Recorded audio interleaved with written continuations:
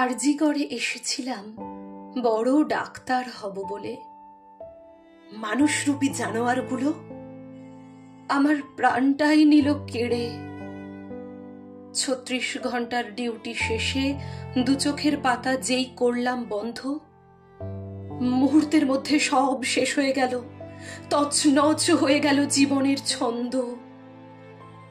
হিংস্র হাইনার মতো ওরা খুবলে খেলো শরীর, রক্ত বন্যায় ভেসে গেল সেমিনার হল। চিৎকার করতে করতে চুপ হয়ে গেলাম, শুকিয়ে কাঠ হয়ে গেল চোখের জল। এই পাশবিক যন্ত্রণা আর সইতে না পেরে পাড়ি দিলাম চির ঘুমের দেশে।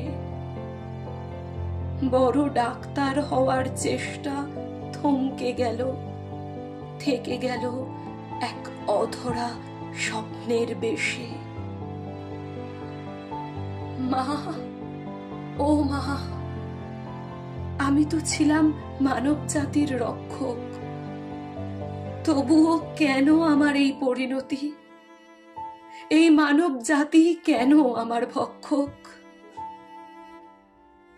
31 বছরেই নিভে গেল জীবন প্রদীপ, জিতে গেল মানুষের নৃশংসতা। এর পরেও বলবে আমরা স্বাধীন?